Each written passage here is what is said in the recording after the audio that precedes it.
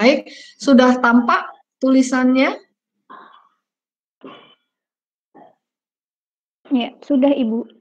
Baik, saya akan menjelaskan dari materi yang pertama, ini yaitu kebijakan bahasa Indonesia.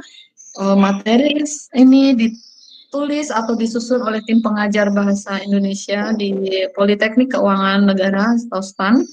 Ya, jadi semua mahasiswa STAN yang menempuh mata kuliah bahasa Indonesia akan mendapatkan materi yang sama yang sudah kami susun. Materi pertama adalah kebijakan. Nah, nanti selama perkuliahan, jika ada yang ingin bertanya, itu silakan saja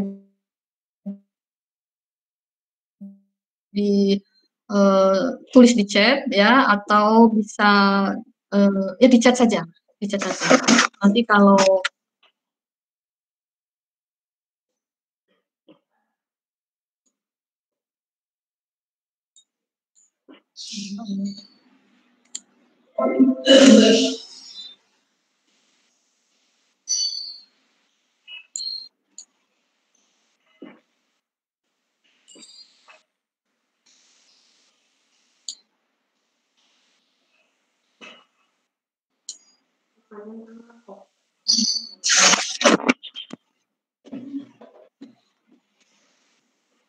baik, kita lanjutkan. Hal yang penting yang harus kita perhatikan ya selama masa kita belajar ini, karena memang kondisinya seperti ini, mari kita sikapi bersama kondisi pandemi ini dengan tetap bersemangat ya, tetap bergembira dan tetap menjunjung kesantunan. Nah, hal-hal seperti apa yang harus kita sampaikan, misalnya disiplin ya. Maksudnya disiplin di sini kita tetap ketika misalnya jam kuliah masuk pukul 11 misalnya atau pukul setengah 12, maka tetap kita masuk pada kurun waktu itu ya. Kemudian harus bergembira ya. Silakan Anda tersenyum ya. Silakan tersenyum, menatap teman-temannya yang lain tersenyum ya, karena senyum itu kalau kita saraf-saraf muka kita itu kita bawa senyum, konon itu bisa menambah awet muda. Tapi kalau cemberut itu bisa membuat kita cepat tua. Nah, jadi jangan lupa bahagia, jangan lupa bergembira, ya. Tapi jangan senyum di sembarang tempat dan jangan tersenyum setiap saat, ya. Nanti bisa menimbulkan salah tafsir. Kemudian yang kedua kesantunan ya, kesantunan atau maju dengan beretiket ya. Beretiket itu maksudnya seperti apa? Nah, meskipun kuliah kita ini melalui media seperti ini ya, media daring, jauh berbeda ketika kita kuliah langsung di kampus. Kalau kuliah langsung di kampus, Anda bisa menggunakan seragam ya, ada seragam batik ya kan, atau harus menggunakan batik, kemudian ada baju putih atau apa. Tetapi ketika menggunakan media daring ini, kesantunan apa yang harus kita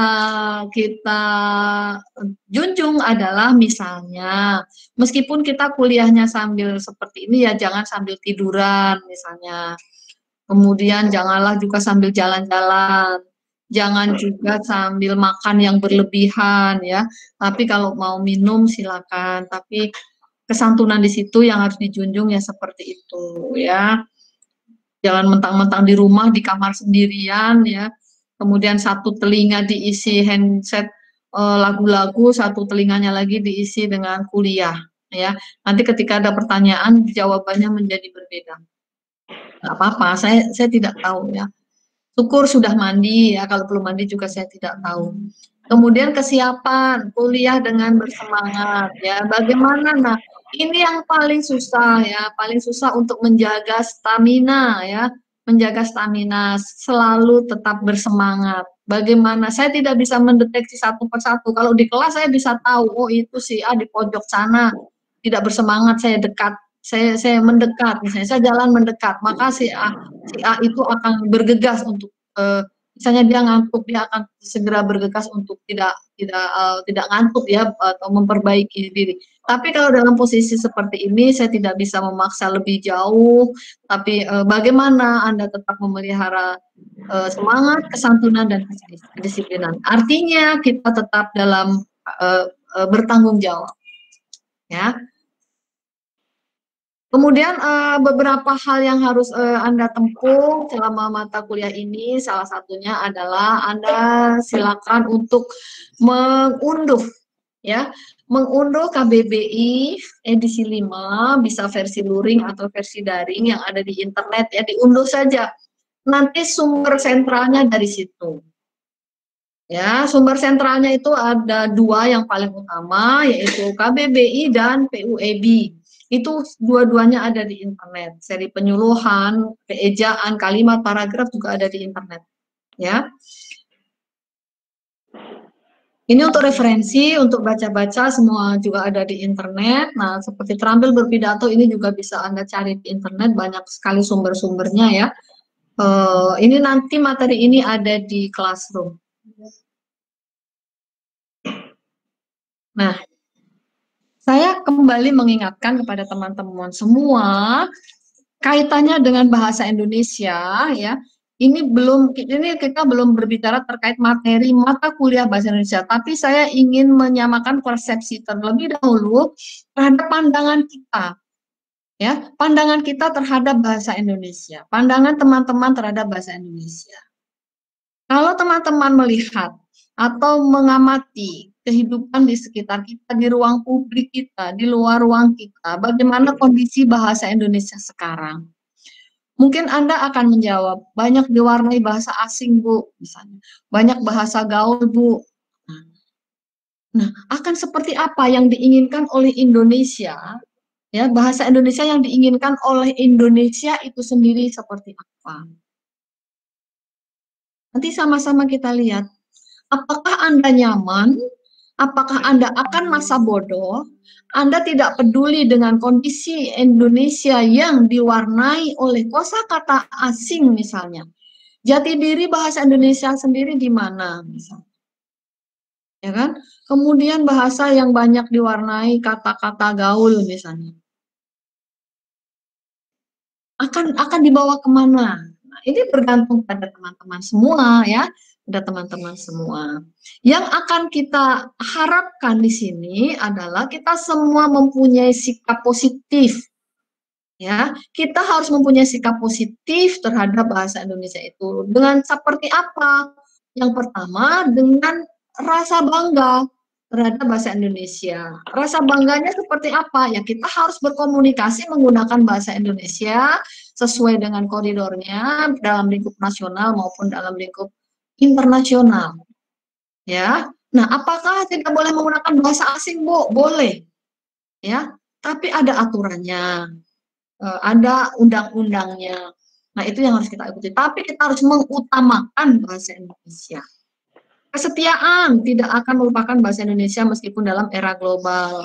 Nah, seperti itu ya. Kita harus setia. Sama dengan setia dengan bangga ya. Seperti itu. Seperti tadi ketika teman-teman memperkenalkan daerahnya itu dengan kota gudeg, dengan kota batik, dengan kota ledre, dengan kota apalagi tadi ya Kembang misalnya. Itu kan menjadi satu ikon sebenarnya. Nah, bahasa Indonesia ini kan sebenarnya juga ikon. Ikon Indonesia. Salah satu ciri Indonesia di mata dunia adalah bahasa Indonesia. Ya, jati diri kita adalah bahasa Indonesia. Di samping ada bendera, ada lagu kebangsaan. Nah, itu ciri Indonesia. Ketika di ajang-ajang internasional, di event-event internasional, Olimpiade misalnya, kemudian di sana Indonesia mendapat juara, kemudian dikumandangkan lagu kebangsaan, kemudian naik bendera, itu identitas. Ya. Nah, bahasa Indonesia juga termasuk dalam identitas yang harus kita junjung, kita utamakan dalam forum apapun. Kemudian sikap positif berikutnya adalah kesadaran terhadap kaidah. Nah, bahasa Indonesia itu mempunyai kaidah tersendiri, ya, baik lisan maupun tulisan. Misalnya kalau jadi bahasa Indonesia itu mudah, ya, bahasa Indonesia itu mudah. Antara tulisan dengan ucapan itu sama, ya, antara tulisan dengan ucapan itu sama. Bisa kita bandingkan dengan bahasa Inggris, ya. Bahasa Inggris itu tulisannya ONE, ya. ONE, kalau kita membacanya one, maka dia membacanya atau mereka membacanya one. Kalau kita mau berdebat dari mana asal usulnya one dibaca one, ya. TV one dibaca TV one, ya. Kemudian T dengan ONE dibaca tun, bukan T1. Nah, ini ada fenomena yang berbeda dengan bahasa Indonesia. Tapi kalau bahasa Indonesia tetap sama. Buku dibaca buku, ya kan? Buah dibaca buah. Bunga dibaca bunga. Ya. Bukan buku dibaca book. BOOK dibaca book. Ya kan, seperti itu. Bahasa Arab juga tidak sama dengan bahasa Indonesia, ya. Huruf alif dibacanya alif, bata itu seperti itu. Jadi memang bahasa itu mempunyai sistem yang berbeda-beda. Yang paling mudah kalau Indonesia itu antara tulisan dengan ucapan itu sama, kecuali dalam dialek-dialek tertentu, ya. Kalau teman-teman kita yang dari Sumatera itu akan sulit mengucapkan atau melafalkan ya kan? Mereka melafalkan itu dengan apel dengan apel, ya kan? Sementara dengan sementara. Kemudian rujak bebek, rujak bebek, ya kan, seperti itu. Jadi ketika orang Sumatera membeli rujak bebek di Jawa atau di Jakarta, Bu, saya mau beli rujak bebek.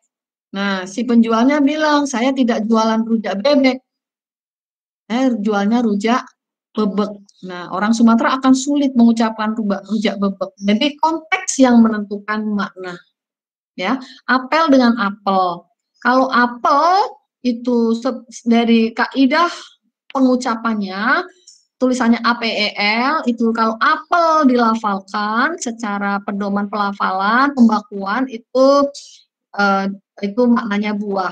Jadi ada beberapa acuan pelafalan bahwa apel yang berarti buah itu dilafalkan apel. Ya, kakak saya apel membawa buah apel. Nah, kalau orang Sumatera kan akan susah, ya, akan sulit mengucapkan. Seperti orang Sunda, ya, mereka sulit melafalkan F, ya.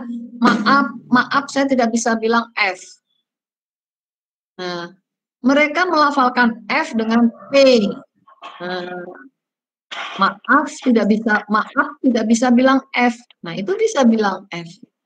Ya, kalau TV ya TV mereka, misalnya seperti itu. Akhirnya apa yang harus kita lakukan, ya, tadi teman-teman dari Sabang sampai Merauke mempunyai bahasa yang berbeda-beda. Tentu saja kita wajib bersyukur, ya, karena kita sebagai bangsa yang besar dengan jumlah bahasa daerah yang besar juga, yakni lebih dari 700 bahasa daerah, kita menyepakati satu bahasa, yaitu bahasa Indonesia sebagai bahasa nasional dan juga bahasa negara. Ya, bandingkan hal itu dengan negara misalnya Singapura, Suriname, dan Afrika Selatan. Singapura itu mempunyai 4 bahasa resmi, ya. Bahkan Malaysia itu juga tidak mempunyai bahasa nasional. Amerika sebesar itu, negara adidaya, itu tidak mempunyai bahasa nasional. Amerika sebagai negara terkuat di dunia, bahasanya adalah bahasa Inggris, ya. Jadi kalau orang Amerika sombong tuh, kalau kita mau lebih sombong lagi, sebenarnya bisa mereka sebesar itu, tapi mereka tidak punya bahasa nasional. Bahasa mereka adalah bahasa Inggris, ya. Nah, itu. Kemudian Suriname mempunyai 4 bahasa. Di sana bahkan ada bahasa Jawa juga hidup di sana, bahasa Indonesia juga hidup di sana. Ya, ada bahasa Belanda misalnya seperti itu. Ini ada kaitannya, ada memang ada hubungannya dengan sejarah. Ya. Kemudian Afrika Selatan ini kata penyusun juga di sana ada 11 bahasa yang digunakan di sana. Ini akan menjadi sulit ketika orang tertentu berkomunikasi, maka mereka harus menguasai sebanyak itu. Tapi di Indonesia cukup menguasai bahasa Indonesia. Orang Sabang dari Sabang sampai Merauke kita bisa berkomunikasi secara intensif hanya dengan satu bahasa, yaitu bahasa Indonesia. Ada negara-negara lain yang mempunyai bahasa nasional yang sangat kuat memeliharanya, ya, bangsa-bangsa yang kuat memelihara bahasa negaranya, seperti negara Cina, negara Korea, Thailand, kemudian India, Jepang, Arab, eh, itu mereka sangat kuat memelihara bahasanya. Ya. Mereka sangat cinta kepada bahasanya. Ya, Jepang itu sangat cinta bahasanya, jadi mengutamakan. Jadi tulisan-tulisan di negara itu pasti di atasnya bahasa mereka, baru berikutnya bahasa Inggris. Nah, kita bisa membedakan, mengamati di Indonesia. Kadang-kadang kita jauh lebih bangga menggunakan bahasa asing, ya. Baru di luar negeri setahun 2 tahun pulang sudah tidak menggunakan bahasa Indonesia. Takut atau khawatir dibilang apa uh, uh, apa namanya uh, tidak modern misalnya. Nah, bahasa di Indonesia ini kedudukannya ada 2, ya, yaitu kedudukan sebagai bahasa nasional dan kedudukan sebagai bahasa negara. Ketika berkedudukan sebagai bahasa nasional itu sesuai dengan Sumpah Pemuda butir ketiga, ya. Kemudian ketika sebagai bahasa negara itu sesuai dengan uh, batang tubuh Undang-Undang Dasar 45. Jadi 17 tahun sebelum merdeka, tahun 28, ini para pendiri bangsa sudah bersumpah. Sumpah itu lebih tinggi daripada janji. Jadi kita harus kembali merenungkan perjuangan para pendiri bangsa kita bahwa tahun 28 belum merdeka, negara kita belum ada, tapi para pendiri bangsa susah-susah mereka berlayar dari Sumatera, dari Kalimantan, dari Sulawesi, ya, dari Ambon, dari mana-mana berkumpul di Jakarta untuk menyamakan satu tekad yang dirumuskan atau dikristalkan dalam 3 butir. Itu luar biasa, filosofinya sangat strategis, nilai politisnya sangat tinggi. Mereka mengikatkan dirinya dalam 3 butir itu. Nah, uniknya pada butir ketiga itu ada perbedaan kata-kata dibandingkan dengan 2 butir sebelumnya. Sekarang silakan dituliskan, ya, tolong ditulis di chat, di kolom chat itu butir ketiga Sumpah Pemuda. Yuk, silakan dituliskan di chat. Saya beri waktu 1 sampai 2 menit untuk menuliskan di kolom chat yang ingat, yang masih mengingat. Silakan langsung dituliskan di kolom chat, ya. Saya tunggu 1 menit sampai 2 menit sebelum kita lanjutkan ke berikutnya. Butir ketiga Sumpah Pemuda. Kalau masih ingat 3 butir, ya silakan ditulis 3 butir. Kalau tidak ingat 1 butir saja.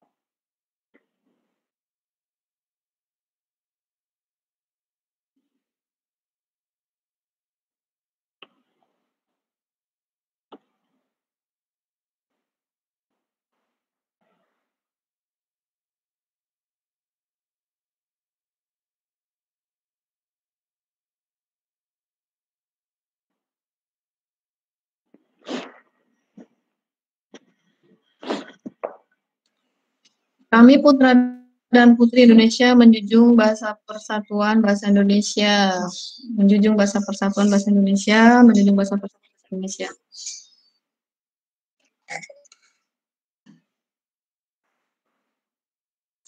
Baik, terima kasih. Ternyata teman-teman masih ingat ya.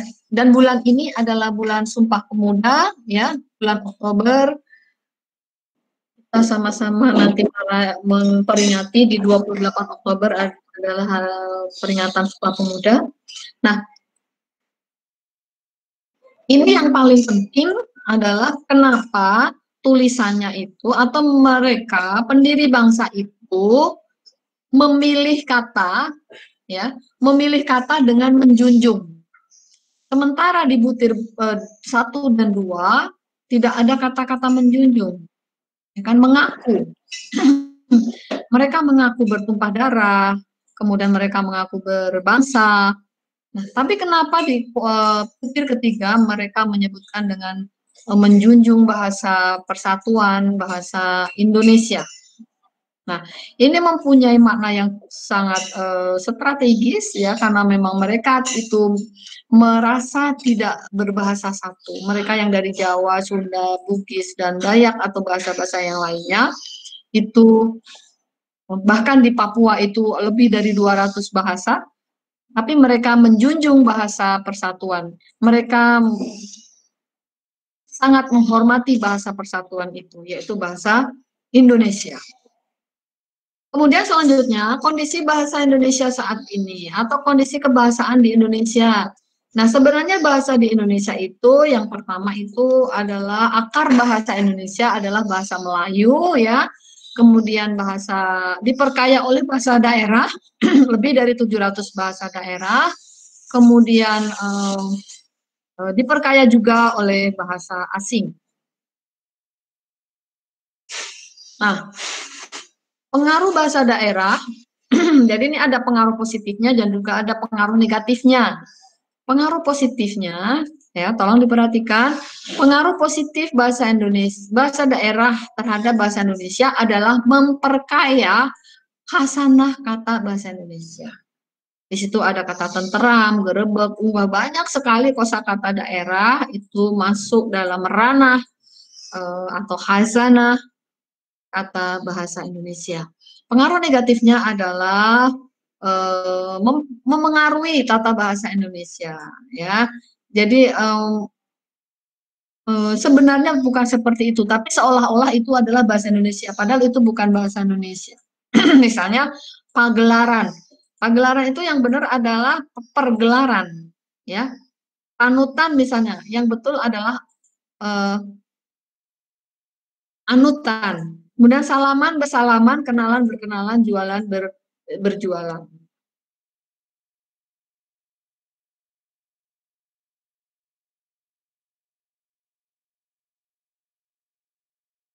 Nah, pengaruh positif bahasa daerah tadi sudah ya. Kemudian pengaruh negatifnya, kemudian sekarang bahasa asing. Pengaruh bahasa asing ya, ada pengaruh positif. Pengaruh positifnya memperkaya khasanah bahasa Indonesia. Seperti di sini ada kata saat, waktu, taat, dongkrak, bengkel, bakwan. Ya, saat, waktu, dan taat ini berasal dari bahasa Arab. Ya, dongkrak, misalnya ada bengkel, bakwan. Nah, kalau bahasa asing ini kebanyakan diisi oleh bahasa Inggris, bahasa Arab, bahasa Belanda, Cina. Ini tentu saja ada korelasinya atau ada hubungannya. Misalnya ketika banyak kosakata Arab masuk ke dalam khazanah kata bahasa Indonesia, ini tentu saja berpengaruh karena agama terbesar di Indonesia adalah agama Islam, dan Islam itu banyak menggunakan kosakata Arab, ya. Akhirnya kata-kata Arab itu masuk dalam khasanah bahasa Indonesia. Kemudian kalau bahasa Inggris ini banyak berpengaruh karena ini bahasa internasional, bahasa ilmu pengetahuan internasional, maka ini tentu saja banyak kosakata Inggris yang masuk dalam kosakata bahasa Indonesia. Kalau Belanda itu juga banyak berpengaruh karena faktor sejarah, kita sekian abad dijajah oleh Belanda, otomatis bahasa Belanda seperti kantor, dapur itu adalah berasal dari bahasa Belanda. Pengaruh negatifnya ya, pengaruh negatifnya bahasa asing terutama bahasa Inggris ini akan menggantikan bahasa Indonesia pada posisi yang tidak semestinya. Ya, jadi dalam tanda kutip itu agak kebablasan ya. Mohon maaf Ibu. Ya. Menyala. PowerPoint-nya cuma terlihat setengah aja, Bu. Oh, terlihat setengah ya? Iya. Oh, sebentar, sebentar.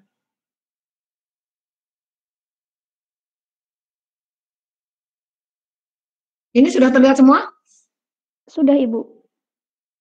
Tadi coba saya besarkan, tapi mungkin lebih tidak efektif ya. Ya, terima kasih, Ibu. Ya, makasih, saya juga terima kasih sudah diingatkan. Oke, sampai di sini.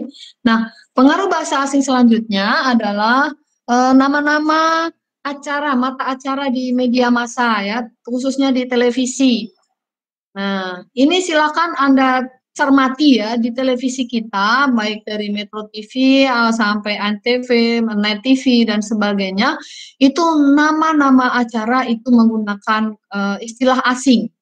Tolong dituliskan di chat ya, nama-nama mata acara yang berbahasa asing yang ada di televisi kita. Silakan. Nah, Spotlight, Trans 7. Yang lainnya, Inbox. Ini talk show, ini campuran on the spot. On the spot. Sebenarnya istilah hazanah itu sudah masuk dalam bahasa Indonesia. Sebenarnya dari pihak TV alasannya apa kira-kira menggunakan istilah asing, ya kan? Padahal kosakata Indonesia sangat banyak sebenarnya. Istilah-istilah Indonesia sangat banyak, ya kan? Tonight Show, ya, breaking news, nah, seperti itu ya. Banyak sekali. Silakan dituliskan di stand up comedy akademi. Tadi ada yang menuliskan di kelas lain itu my trip, my adventure atau turis artis apa tadi. Padahal sebenarnya itu bisa juga Indonesia Lawyers Club misalnya. Padahal itu juga bisa diganti ya. Mungkin Anda bisa memberikan alternatif ya. Memberikan alternatif dari istilah-istilah asing ini supaya tetap menggunakan bahasa Indonesia tapi tidak mengurangi nilai jual. Mungkin Anda bisa memberikan masukan ya kepada media-media masa itu untuk lebih menggunakan bahasa Indonesia. Lebih dari 50% ya, lebih dari 50% mata acara di media massa itu menggunakan bahasa asing.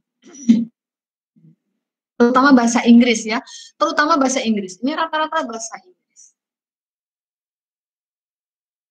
Mungkin Anda bisa memberi alternatif. Nah, sekarang silakan Anda tuliskan juga di chat nama-nama acara yang menggunakan bahasa Indonesia.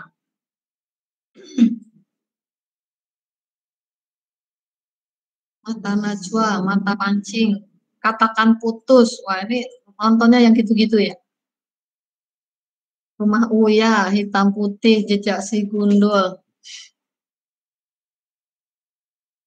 Mancing mania. Nah, itu kan bagus mancing mania. Si Unyil, kisah nyata. Selamat pagi Indonesia. Itu kan janji suci. Nah, itu kan indah ya. Mata-mata nama-nama acara itu menggunakan bahasa Indonesia, liputan 6, ya kan? Oh, Cinta Fitri ini siapa yang suka nonton Cinta Fitri ini? Nah, itu bukan empat mata. Nah, itu istilah-istilah Indonesia yang sangat eh, bagus juga ya untuk kita nikmati sebenarnya. Kenapa mesti menggunakan bahasa asing itu menjadi pertanyaan besar bagi kita semua. Sebenarnya kalau disurvei mungkin masyarakat Indonesia itu akan lebih senang menggunakan bahasa Indonesia atau kalau bisa mengunggah atau bahasa daerah ya, bahasa daerah. Itu lebih bagus ya. Atau mungkin di TV daerah, silakan yang berasal dari daerah, silakan ditulis mata atau nama-nama acara di televisi daerah yang menggunakan kosa kata daerah. Silakan, yang dari daerah Jawa Timur, Jawa Tengah, Sumatera dan sebagainya kan ada televisi daerah tuh, TV daerah. Nah, silakan kalau ada yang bisa memberikan informasi nama-nama acara di televisi daerah yang menggunakan bahasa daerah. Atau teman-teman tidak pernah atau tidak akrab dengan TV daerah?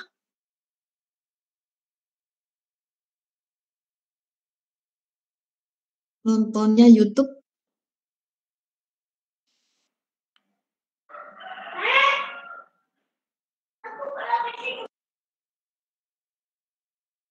Uh, JTV ini Jawa Tengah ya atau Jawa Timur nih?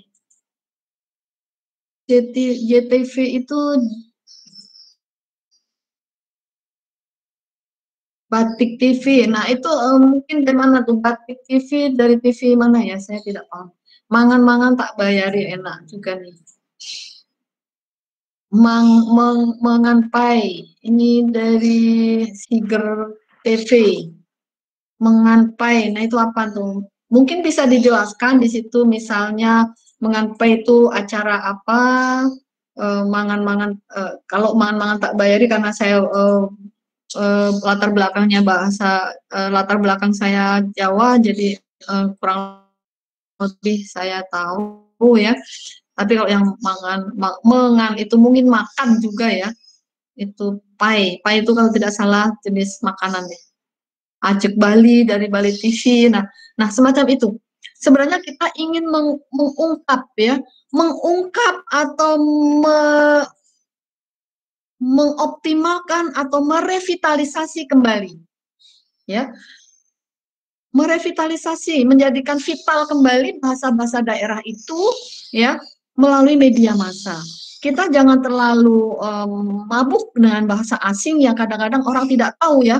Kita masuk ke suatu daerah, misalnya di Jakarta, di sebuah mall atau di sebuah kawasan di BSD lah misalnya. Itu kawasan itu penuh dengan bahasa Inggris. Kalau daerah Cianjur sana, daerah puncak, itu banyak sekali bahasa Inggris yang digunakan. Kita seperti di luar negeri. Kita asing di negerinya sendiri. Ya, kita asing di negeri sendiri. Ini sangat disayangkan. Ya, nama-nama nama-nama perumahan misalnya itu menggunakan nama-nama asing.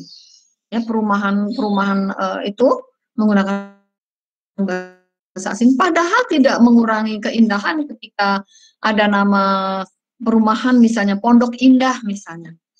Pondok Indah ini selalu saya berikan contoh kepada semua kelas itu karena ternyata Pondok Indah itu nama Indonesia asli dan itu sangat indah dan hunian itu adalah hunian atau kawasan mewah, kawasan orang-orang yang eh, kaya dalam tanda kutip ya. Di sana rumah-rumahnya mewah semua, rumah gedung-gedung megah, tapi namanya Pondok Indah dan itu orang bangga ketika tinggal di Pondok Indah.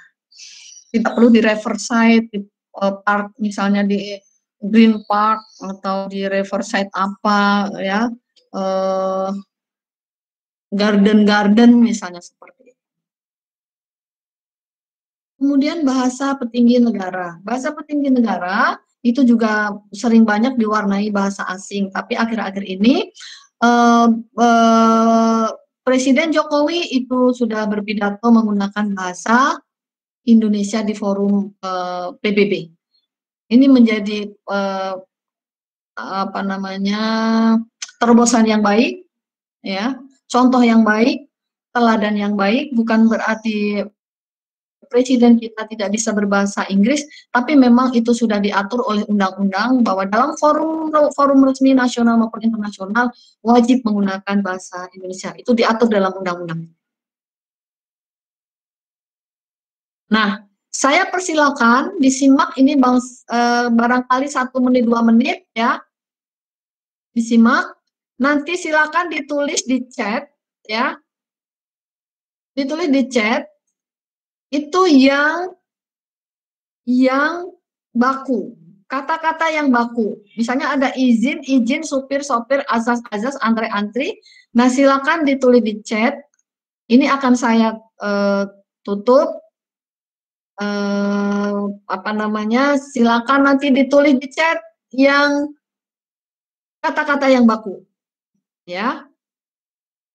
Silakan dicermati, kemudian ditulis kembali di chat. Ya. 5, 4, 3, 2, 1. Nah, silakan yang tadi ya, bukan yang ini. Silakan ditulis di chat seingatnya.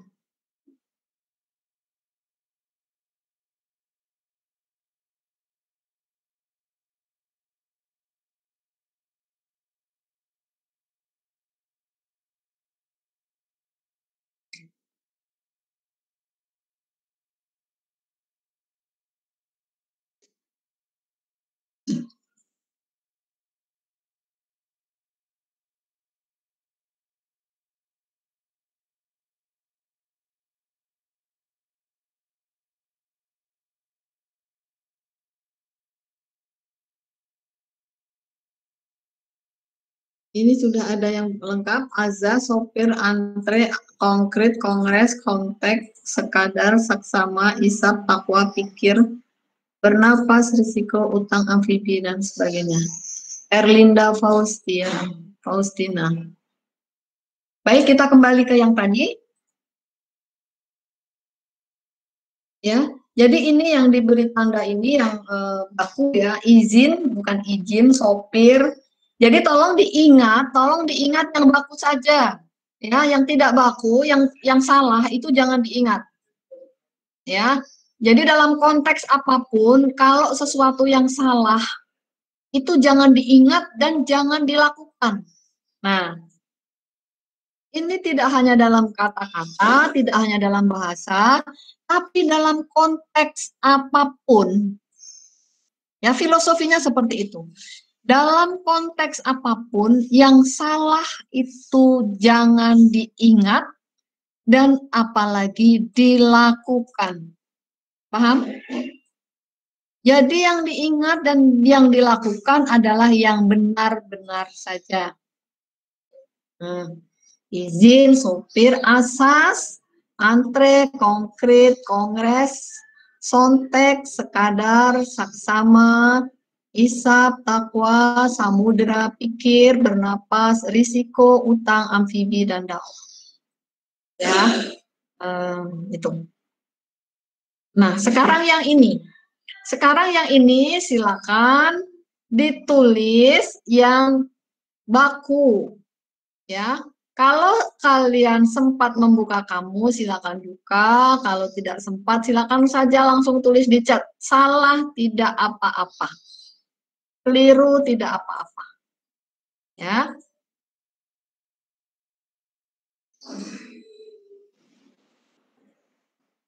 Mau satu-satu boleh, mau langsung semuanya juga boleh.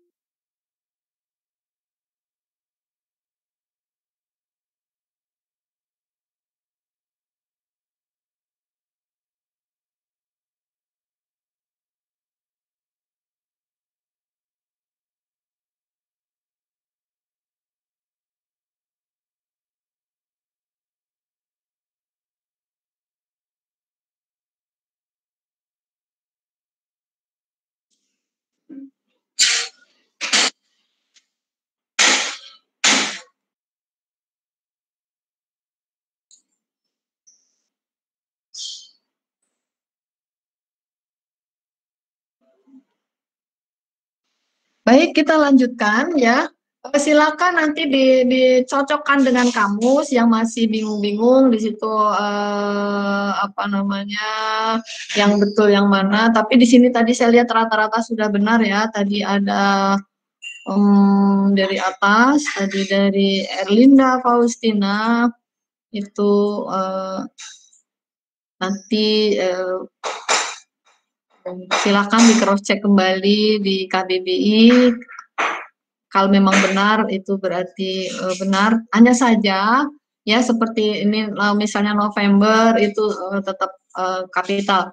Yang harus diperhatikan bahwa ini coba Anda amati. Ini kata-kata ini diawali dengan huruf kecil ya. Karena memang ini sebagai kata bebas. Kata bebas. Ini bukan tampil tanpa makna ya. Seperti ini kecil semua. Ini kan bukan ini karena memang ini kata-kata bebas, kata-kata yang tidak mempunyai syarat untuk diawali huruf kapital, maka ini tetap ditulis kecil. Nah, untuk kedepannya seperti ini. Nah, ini kapan? Kenapa November menggunakan huruf kapital? Ini Anda cermati, ya, karena memang untuk tahap ini kata November itu mempunyai syarat ya bahwa nanti di ejaan akan dibahas ya. Tapi yang lain ini dia kata-kata bebas yang tidak harus diawali huruf kapital. Jadi kita mulai tertib di situ. Nah, ini ya. Dalam tataran kalimat pun kita juga harus logis ya, harus logis. Misalnya belok kiri jalan terus. Kenapa itu disebut salah? Ya, karena memang itu tidak logis. Kenapa belok kiri kok jalan terus? Berarti nggak jadi belok kiri, kan? Seperti itu. Naik sepeda harus turun. Loh, gimana jadinya naik kok turun, ya kan? Ini terjadi di kehidupan kita sehari-hari, ya. Kalau kadang-kadang orang tidak menyadari bahwa itu keluar dari logika, ya kan? Biasanya di penyeberangan ya zebra cross atau penyeberangan orang yang di bawah itu, maka yang naik sepeda itu ya pengendara sepedanya yang turun, bukan naik sepeda harus turun, jadi nggak jadi naik ya. Kemudian bus ini full AC, musik dan toilet. Ini kejanggalannya di mana? Ya, kalau memang seperti itu berarti satu bus itu penuh toilet, ya kan? Full AC, ya mungkin dari depan sampai belakang memang full AC, kemudian full musik satu hari penuh itu. Tapi kalau full toilet, kalau dan itu kan menyertakan ya, jadi penyertaan. Dilarang meludah dan merokok. Nah, siapa yang bisa meludah sambil merokok? Nah, dilarang menaikkan dan menurunkan. Apakah dalam satu ketika itu bisa naik dan turun satu penumpang itu? Kan jadinya tidak bisa. Logika-logika seperti itu yang harus kita pegang ya. Seperti contoh lain lagi misalnya, yang membawa HP harap dimatikan misalnya. Ya. Yang membawa tas harap dimasukkan ke loker misalnya. Yang dimasukkan ke loker tasnya atau yang membawa tas? Yang dimatikan HP-nya atau yang membawa HP? Ya kan seperti itu. Ya. Kemudian yang membawa kue silakan dimakan, lebih sadis lagi. Ya. Jadi logika-logika seperti itu kadang-kadang misalnya nih di acara-acara pertemuan ya kan, seminar, kemudian pembawa acaranya mengatakan seperti itu. Mohon yang memegang HP harap dimatikan. Ya, sadis sekali itu. Ya. Kemudian silakan yang sudah membawa makanan, yang sudah menerima makanan dimakan. Harusnya silakan yang sudah menerima makanan, makanannya dimakan.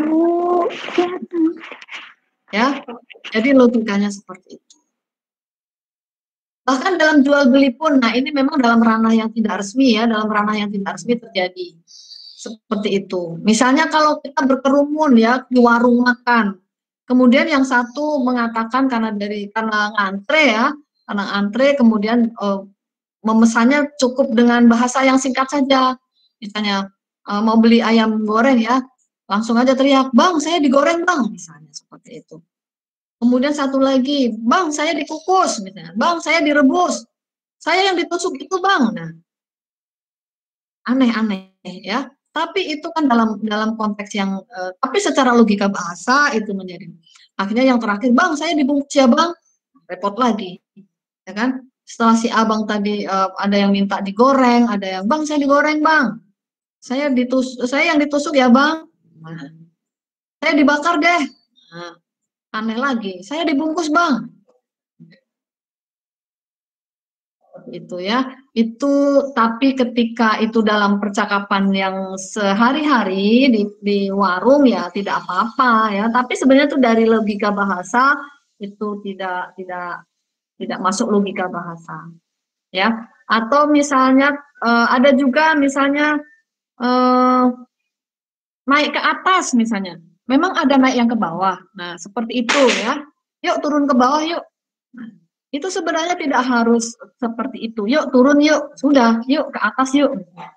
Yuk ke atas yuk ke atas lantai 5. Kalau ke atas yuk ke atas lantai 5 berarti ke lantai berapa?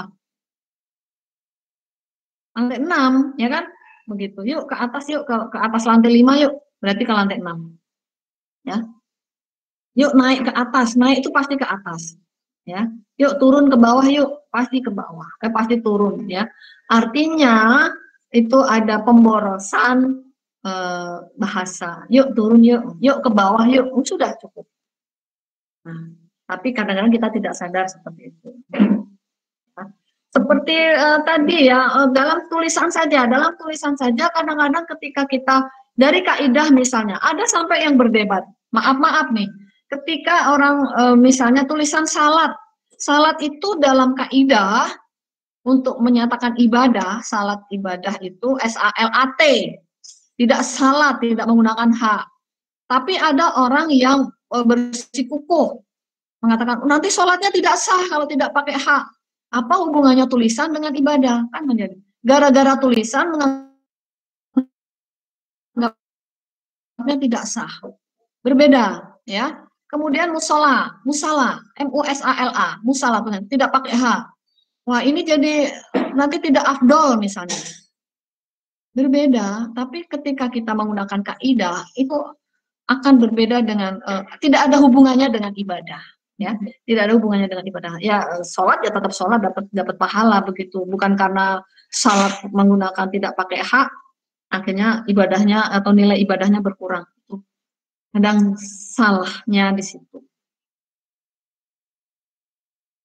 Ada yang mau bertanya? Aduh, kurang 5 menit lagi nih. Nah, ini tadi yang sudah saya jelaskan, ya, kedudukan dan fungsi bahasa Indonesia sebagai lambang jati diri bangsa, lambang kebanggaan, pemersatu, ini sudah saya jelaskan tadi di awal-awal ya. Kemudian sebagai bahasa negara, ini nanti bisa dibaca sendiri. Jadi tolong dibaca ke ragam bahasa. Di sini ragam bahasa di sini bisa kita lihat dari 3 dimensi, yaitu media, penutur, dan pokok persoalan. Dari media itu ada bahasa lisan maupun tulis, ya. Lisan itu ada lisan baku dan lisan tidak baku, tulis ada tulis baku dan tulis tidak baku. Di mana didapatkannya, kemudian bagaimana jika itu terjadi misalnya. Lisan baku itu seperti tadi ya, ketika jual beli, itu tidak apa-apa, nanti ada kaitannya dengan bahasa yang baik dan benar. Tidak harus kita di pasar misalnya membeli cabai, kemudian kita berbahasa dengan kaku ya. Misalnya, "Ibu, maaf saya mau bertanya, berapa harga cabai 1 kilo, Bu?" Misalnya. Pakai tanda tanya ya, Bu. Nanti tukang cabainya malah tambah bingung. Ya, jadi kalau komunikasi lisan tidak baku di pasar ya sudah, Bu, berapa nih Bu sekilo misalnya, itu si tukang cabainya sudah tahu.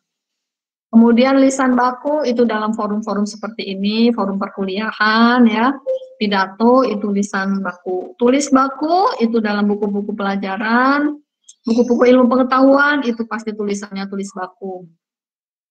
Kemudian tulis tidak baku misalnya dalam buku harian ya, buku-buku sastra itu tulis tidak baku. Kemudian dari dimensi penuturnya itu ada dialek seperti tadi saya sebutkan di depan. Dialek itu diwarnai oleh latar belakang budayanya, ya. Latar belakang budayanya, misalnya orang dari Medan itu akan seperti itu. Ketika kita mendengarkan orang berbicara, misalnya, oh pasti dia dari Medan nih. Kenapa tahu? Kok bisa tahu? Oh logatnya seperti itu. Oh dia pasti dari Jawa nih. Jawanya Jawa mana? Jawa Tegal atau Jawa Tengahan atau Jawa Timuran. Itu ketahuan. Jawa Timur, logat Jawa Timur dengan logat Jawa Tengah, Jawa Barat itu berbeda. Itu dialek. Kemudian terpelajar. Ya, terpelajar. Orang-orang yang terpelajar dengan orang-orang yang tidak terpelajar itu gaya berbicaranya pun berbeda. Kosakata yang digunakannya pun berbeda. Ya, resmi, kemudian tidak resmi, tadi hampir sama dengan lisan baku dan tidak baku sebenarnya. Kemudian dimensi pokok persoalan ini bisa ranah ya, ranah hukum, ranah niaga, ranah sastra, ranah ilmu. Ini biasanya dalam teks itu kalau kita melihat teks misalnya ini tulisan tentang apa ya? Oh, ini tentang hukum. Kenapa Anda tahu ini tentang hukum? Oh, karena di sana ada kosakata yang mendukung, kosakata khusus yang memang menjadi ciri khasnya. Misalnya ada kata pidana, ada kata perdata, ada kata hakim, jaksa dan sebagainya. Oh, ini pasti ranah hukum. Gitu ya, itu penandanya. Kemudian misalnya kalau pertanian misalnya oh ada kata pupuk, ada benih, ada irigasi dan sebagainya itu pertanian. Nah ini bahasa Indonesia yang baik dan benar tadi sudah saya jelaskan. Kalau baik itu sesuai dengan komunikasi ya, keperluan komunikasinya, situasinya seperti apa itu. Ini dalam bahasa yang baik ini tidak dituntut benar. Ya, tidak dituntut benar, tapi bahasanya yang penting komunikatif. Seperti tadi, Bang, beli Bang digoreng, Bang, ditusuk, Bang. Itu komunikatif, ya. Seperti orang yang berpakaian. Jadi kita dengan siapa kita berbicara, kapan kita berbicara, situasi apa kita berbicara itu bahasa itu harus baik. Ya, belum tentu benar.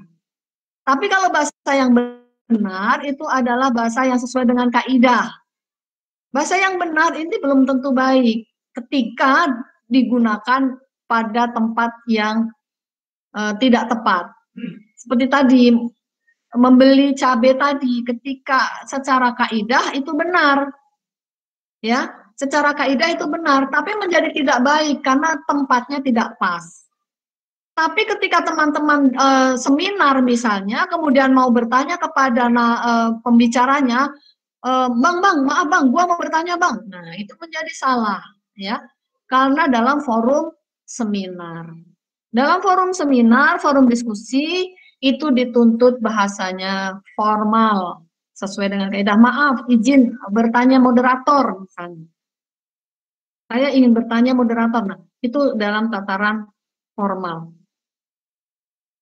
Ini keterangannya baik dan benar. Tata bunyi tadi sudah saya jelaskan ya bahwa bahasa kita mempunyai tata bunyi yang berbeda.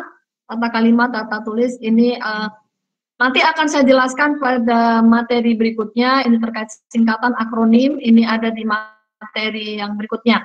Kemudian pelafalan kata tadi sudah saya sebutkan bahwa bahasa Indonesia ini ini benar. Jadi sangat kesatria. Indonesia itu sangat kesatria. Kenapa sangat kesatria? Jadi antara kata dan perbuatan itu sama, antara tulisan dengan pengucapan itu sama. Ya, unit dibaca unit bukan unit, universal dibaca universal bukan universal. Komputer dibaca komputer bukan komputer. Pasca panen, ya, terampil. Nah seperti itu. Tidak dibaca terampil misalnya seperti itu. Seperti ini juga sebenarnya pelafalan dan singkatan akronim ini kejelasannya di sini ya. Akronim bahasa asing dilafalkan seperti atau mendekati lafal aslinya. Ya, seperti itu. Kalau kata dalam bahasa Indonesia dilafalkan seperti tulisannya. Nah, yang jadi perdebatan misalnya Coca-Cola mau dibaca Coca-Cola atau Coca-Cola. Tapi kesepakatan kita membacanya adalah Coca-Cola. Ya, mungkin itu SKPT ini sudah kita pahami bersama bahwa SKPT ini luluh ya. Semua SPTK ini luluh kecuali ini konsonan rangkap ya. Kalau konsonan rangkap nanti kita pelajari pada sesi berikutnya. Seperti ini. Nah, ini konsonan rangkap ini tidak luluh ya. Satu kata ini menjadi seperti ini, bukan membom, tapi mengebom. Membor, mengebor. Oke, ini akan ada di materi berikutnya, kerjasama, Jum'ah, doa, dan sebagainya ini. Ini ada di materi berikutnya, materi berikutnya. Baik, terima kasih, sudah lebih dari pukul 13.10. Saya mohon maaf, kita akhiri mungkin sampai di sini, sampai bertemu minggu yang akan datang. Saya stop berbagi layarnya.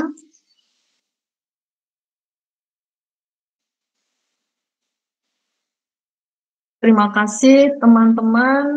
Silakan untuk mengakhiri perkuliahan kita pada siang hari ini. Kembali silakan dibuka layarnya, kita berdoa bersama, tidak terasa waktu kita sudah berakhir ya. Mungkin untuk pertemuan berikutnya kita akan menggunakan media yang berbeda. Tadi kita tidak sempat relaksasi ya, tapi di awal kita sudah sempat relaksasi dengan tertawa-tawa. Tadi saya senang dengan informasi yang banyak terkait asal dari teman-teman semua. Kalau saya sebenarnya berasal dari kota Geblek, tapi tidak Kulon Progo, tapi saya dari kota, saya sebut saja kota pelajar ya, yaitu Purworejo. Kalau ada yang mengenal kota itu, tapi sekarang saya tinggal di kota Bekasi, kota apa ya? Saya tadi mau memperkenalkan karena saya bingung Bekasi ini kota apa ya? Kota pabrik kalau tidak salah. Baik, saya persilakan dipimpin doa untuk mengakhiri perkuliahan kita pada siang hari ini.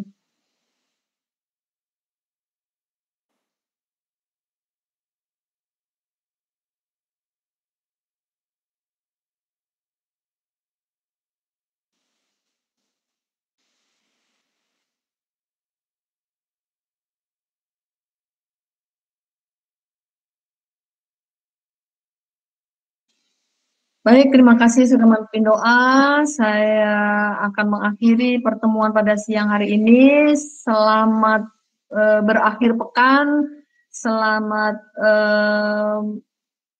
beristirahat, makan siang, kemudian selamat berjumpa lagi di lain waktu. Salam sehat, tetap menjaga kesehatan. Jika akan keluar rumah, tetap menggunakan masker dan menjaga jarak. Dan tidak lupa mencuci tangan. Itu selalu yang harus kita ingat. Mudah-mudahan pandemi ini segera berakhir dan kita bisa bertemu di Jurang Mangu. Ya, terima kasih. Saya akhiri. Mohon maaf sekali lagi. Assalamualaikum warahmatullahi wabarakatuh. Waalaikumsalam warahmatullahi wabarakatuh. Terima kasih, Bu. Sama-sama, salam sehat untuk semua.